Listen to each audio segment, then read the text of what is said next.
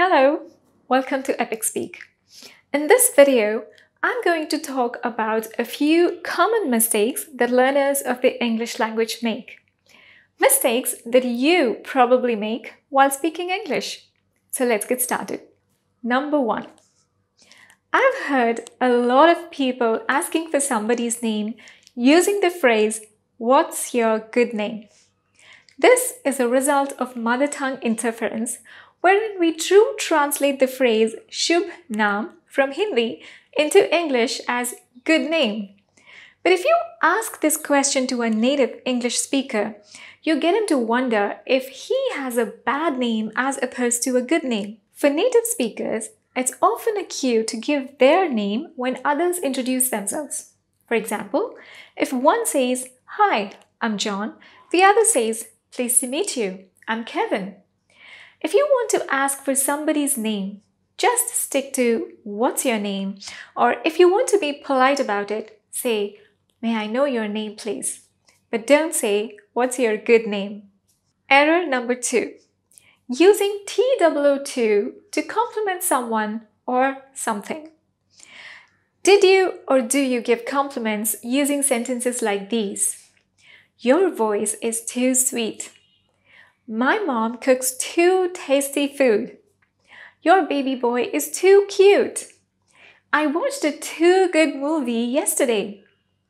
When you use too in sentences like these to compliment someone, it's a mistake. Why? Because TOO is used in a negative sense when a quality is more than needed or desired. For example, "The coffee is too sweet" means it is so sweet that I can't drink it. It's too sweet for my taste. "He is too young to ride a bike." He's so young that he's not allowed or cannot ride a bike. "My brother is being too nice to me today." He's usually teasing me or picking up a fight with me, but today he's being so nice, it makes me doubtful.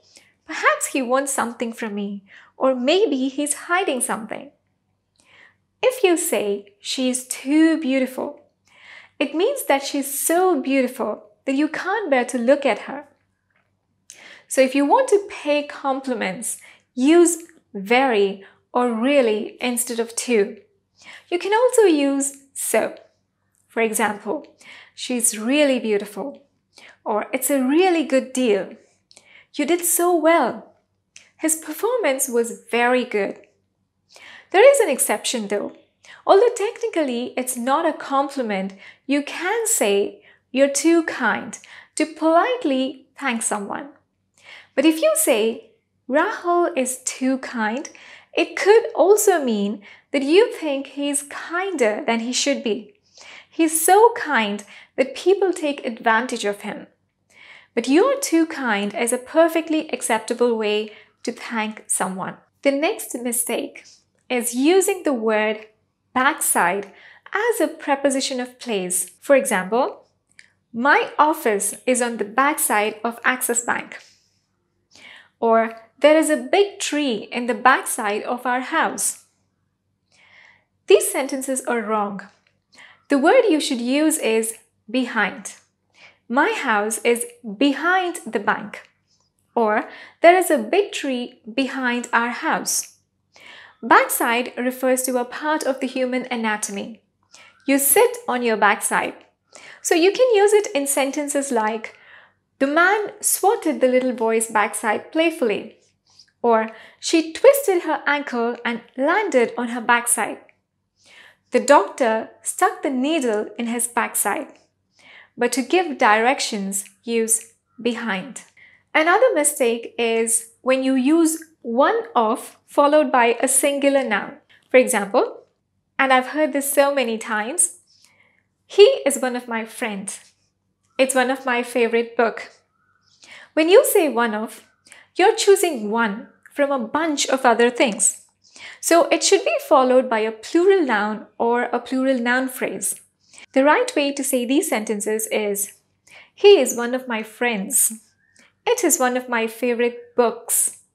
"It's one of the best movies I've ever seen." So one of should always be followed by a plural noun or a plural noun phrase. The next mistake is using irregular plurals incorrectly. I hear women's, children's, people's a lot. To turn a singular noun into a plural one, we add an s or an es in most cases. Like book becomes books, watch becomes watches. But some nouns do not follow this rule and their plurals have their own spelling. Such plurals are called irregular plurals.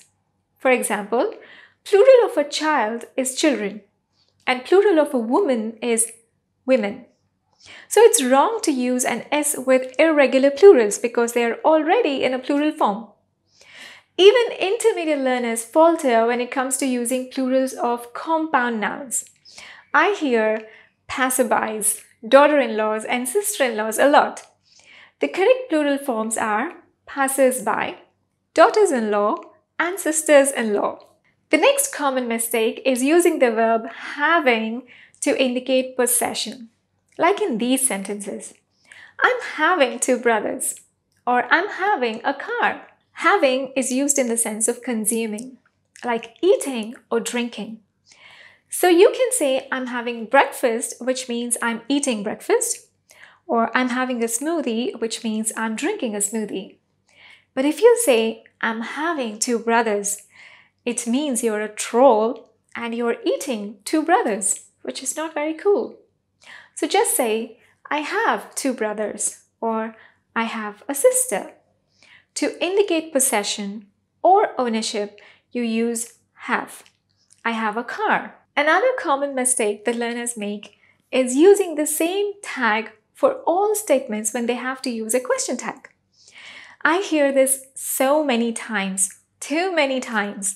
For example, you're a doctor, isn't it? You will come tomorrow, isn't it? I'm right, isn't it? It's not correct to use one tag for all statements. The tag added at the end of a statement to convert it into a question depends on the statement. You take the helping verb and the pronoun from the statement and put it in the tag. Now, in the statement, you will come tomorrow, the pronoun is you and the helping verb is will. So the tag will be, you will come tomorrow, won't you? Because the statement is positive, the tag has to be negative. So it'll be will plus not plus you, won't you? Similarly, I'm right, aren't I? It's not I'm right, isn't it? That's wrong. I'm right, aren't I? Aren't I is... So this is an exception to the general rule. Using the right tag forms is a very easy but efficient way to sound like a native, which is why I made a separate video on how to make question tags and all the exceptions that you have when making question tags. Be sure to check that out here. Another common mistake is using redundant words, unnecessary words that add nothing to the context. Take the words return back. The word return itself means to go back or give or send something back. So either say I'll return it or I'll give it back. Some other redundancies are saying cousin sister, cousin brother. It's enough to say cousin. Repeat again, another redundancy. Repeat or say it again. Could you repeat that or could you say it again? Brief summary, redundancy. Duplicate copy, redundancy. Free gift, a gift is obviously free, redundancy.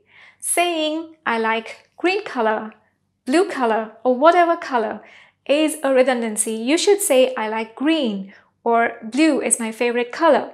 Technically speaking, redundancy is not a serious error, but it is always a good practice to avoid repetitions that add nothing to what's already been said. So those are some very common mistakes that learners of the English language make. Which ones are you guilty of making? Let me know in the comment section below, and I hope that after watching this video, you will not make those mistakes anymore. If you found this video helpful, please consider subscribing. Also hit the notification bell so that you do not miss out on any future videos I post. Thank you so much for watching. I really appreciate it. And since you're still here, watch these two awesome videos and I will see you in the next video.